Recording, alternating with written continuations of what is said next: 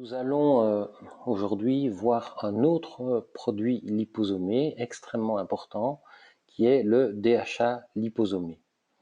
Le DHA, comme vous le savez, est un acide gras de la famille des oméga 3 que l'on trouve surtout dans les poissons gras comme le saumon, le thon, le hareng, la sardine et le maquereau. Petit rappel sur la classification des lipides. Donc, nous avons d'un côté les acides gras saturés que l'on trouve principalement dans les graisses animales. Ensuite, les acides gras insaturés qui se subdivisent en acides gras monoinsaturés, c'est le cas des oméga 9 avec l'huile d'olive, et des acides gras polyinsaturés dans lesquels on retrouve les acides gras oméga 6 que l'on va retrouver dans la plupart des huiles végétales et les acides gras oméga 3. Alors les acides gras oméga 3, nous avons l'acide gras alpha-linolénique que l'on trouve particulièrement dans l'huile de lin et les deux acides gras que l'on trouve dans les poissons gras, à savoir l'eicosapentaénoïque, plus simple de prononcer EPA, et l'acide docosahexaéonique, plus simple de prononcer DHA. Il faut savoir que ces fameux acides gras polyinsaturés oméga 6 et oméga 3 ont un petit souci, en tout cas en ce qui concerne les oméga 3, c'est que dans notre alimentation, nous consommons extrêmement beaucoup d'oméga 6 et donc très peu d'oméga 3. Le problème, c'est que l'acide linoléique, chef de file des oméga 6, et l'acide alpha-linolénique, représentant des oméga 3, ont des enzymes communs au niveau de leur métabolisme. Comme on consomme beaucoup d'oméga 6, il n'y a plus assez d'enzymes pour continuer la dégradation de l'acide alpha-linolénique en EPA et DHA. Heureusement, EPA et DHA, nous pouvons les avoir directement si nous consommons des huiles de poisson, mais ce qui n'est pas le cas de tous nos patients malheureusement. Cette série oméga 3 produit les fameux eicosanoïdes de type oméga 3 avec des propriétés positives puisque il y a une diminution de l'inflammation, des allergies, diminution du risque cardiovasculaire, stimulation du système immunitaire et harmonisation des fonctions cérébrales. Ce qui n'est pas le cas de la série oméga 6 qui a tendance à augmenter les inflammations et les allergies et augmente le risque cardiovasculaire. Je rappelle que l'équilibre optimal oméga 6 sur oméga 3 doit être inférieur ou égal à 4. Malheureusement, dans notre alimentation actuelle, le rapport oméga 6 sur oméga 3 est de 15 pour 1, voire parfois même à 20 pour 1. Alors pourquoi le DHA est-il si important ? Le DHA est l'oméga 3 le plus essentiel à notre organisme et paradoxalement le plus critique dans notre alimentation moderne. Il est très difficilement synthétisé dans notre organisme car il y a trop d'oméga 6 dans notre régime comme nous venons de le voir. Le cerveau contient 60% d'acides gras dont 14% sont des oméga 3 et dans le cerveau, 97% des oméga 3 sont du DHA et dans la rétine 93%.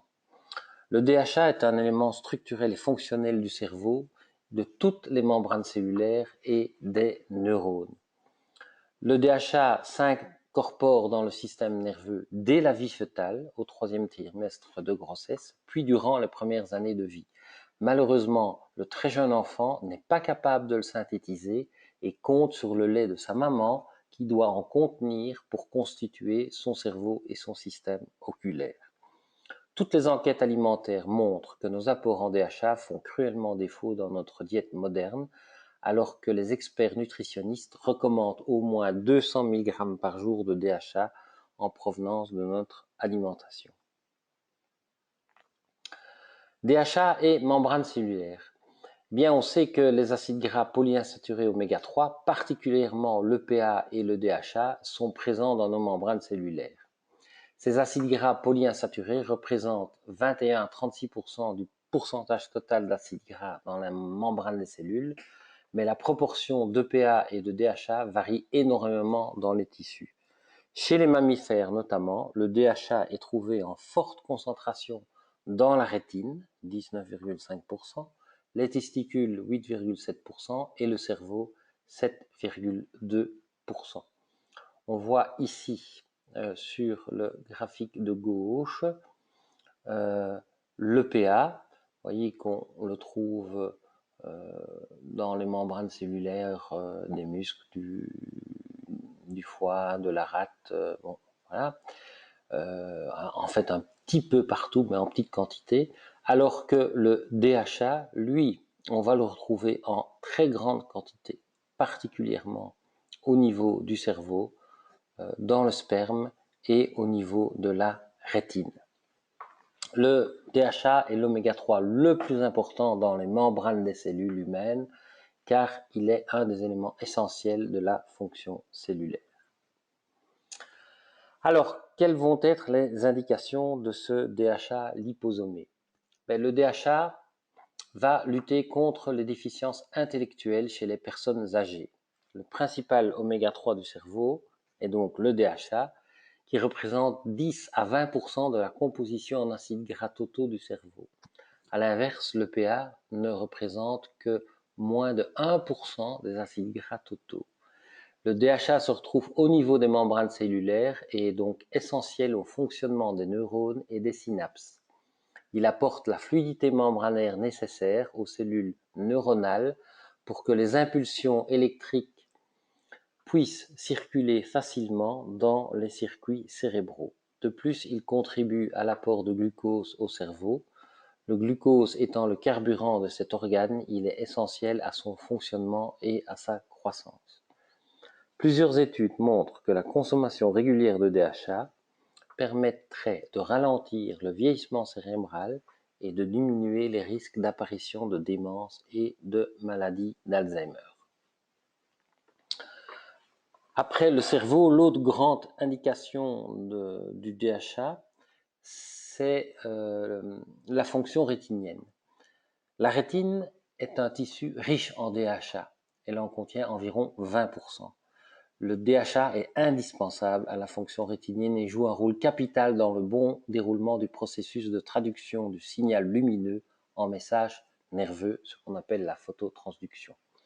Sa concentration est importante dans les segments externes des photorécepteurs. Le DHA est impliqué dans la régénération de la rhodopsine, qui est le pigment protéique présent dans les cellules photoréceptrices de la rétine, donc les cônes et les bâtonnets, responsable de la sensibilité de l'œil à la lumière. Le DHA est anti-apoptotique. Il est le seul acide gras capable de promouvoir la survie des photorécepteurs et de diminuer les marques de l'apoptose cellulaire. Le DHA est aussi anti-ischémique. Il a la capacité de réduire les tensions rétiniennes induites par l'ischémie. Le DHA, enfin, est un anti-inflammatoire. Le DHA des segments externes des photorécepteurs entre en compétition avec l'acide arachidonique pour les enzymes responsables de la production des cosanoïdes. Le DHA est donc utile dans la prévention et la diminution du risque d'évolution de la DMLA, dégénérescence maculaire aiguë. Dans les autres indications du DHA, on va retrouver la protection cardiovasculaire, commune d'ailleurs aux deux acides gras oméga 3, EPA et DHA. Donc les vertus de ces deux acides gras oméga 3 sur la santé cardiovasculaire sont bien documentées. Ils agissent principalement de la manière suivante. 1. En diminuant la tension artérielle. 2. En améliorant le rythme cardiaque. C'est d'ailleurs surtout le DHA, beaucoup plus que l'EPA. En réduisant le risque de thrombose, en diminuant l'inflammation des parois artérielles, en abaissant le taux de certaines graisses dans le sang, notamment celui des triglycérides, qui constitue un risque important de problèmes cardiovasculaires, et il rend les artères plus souples. Dans les indications du DHA liposomé, on a parlé des personnes âgées et du vieillissement cérébral, et on peut aller maintenant à l'autre bout, chez le développement du fœtus et du jeune enfant. En effet, le DHA est nécessaire au développement de la structure cérébrale du fœtus, de son intelligence, de son acuité visuelle. La mère transfère à partir de ses réserves ou de son apport alimentaire jusqu'à 2,2 g d'acides gras essentiels, c'est-à-dire des oméga 3 et des oméga 6, par jour au fœtus. Évidemment, lorsque l'apport alimentaire est insuffisant, le fœtus et la mère en subissent les conséquences. La prise de suppléments de DHA par la mère favorise un quotient intellectuel supérieur chez l'enfant. On rapporte aussi d'autres bienfaits comme une réduction des allergies chez l'enfant. Dans une étude là dont je vous ai mis les références. Donc, une attention particulière sera apportée vers le 6e mois, car cet âge est critique. Les besoins du fœtus en DHA sont constants et estimés à 50 à 60 mg par jour pendant le dernier trimestre. Les capacités de synthèse du DHA par le fœtus sont insuffisantes pour assurer la couverture de ses besoins.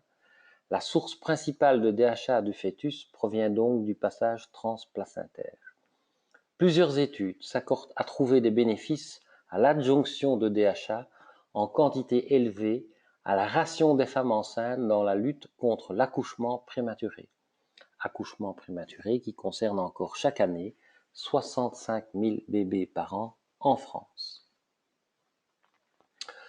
Le DHA liposomé, eh bien, c'est ce que nous avons déjà vu dans les cours précédents sur la technologie liposomiale, à savoir que les liposomes sont des vésicules formées d'une bicouche de phospholipides ayant au centre un compartiment aqueux. La technologie d'encapsulation liposomiale permet de protéger le produit encapsulé contre les attaques acides de l'estomac et permet de délivrer le produit directement dans le sang où il pourra ensuite être véhiculé intact jusqu'aux cellules. Au niveau de la barrière hémato-encéphalique, il faut savoir que le système nerveux central possède une barrière hémato-encéphalique dont le rôle consiste à séparer les substances qui circulent dans le sang des neurones. Cette barrière permet le passage sélectif de nutriments et de minéraux et en même temps soit autoriser ou bloquer l'entrée d'autres substances telles que des médicaments et des suppléments. Bien que la barrière hémato-encéphalique ne permet pas à toutes les substances qui apparaissent dans le sang de passer, les nutriments qui sont importants pour les fonctions cérébrales sont en partie perméables. Un système de délivrance liposomique assure une perméabilité optimale des principes actifs dans le cerveau. Le DHA liposomé se présente comme un flacon contenant 109 ml. La dose normale est de 3 doses de 1,10 ml par jour, donc c'est-à-dire chaque pression sur le flacon va délivrer 1,10 ml. On prend cette dose en une seule fois, donc cela fait un total de 3,3 ml qu'on peut mettre dans un liquide, un petit peu d'eau ou dans un jus de fruits. Pour information, 3,3 ml de DHA liposomé délivre environ 254 mg de DHA. Comme toujours avec les produits liposomés, secouez doucement le flacon avant utilisation et une fois ouvert, conservez le flacon au frigo et l'utilisez dans les 45 jours.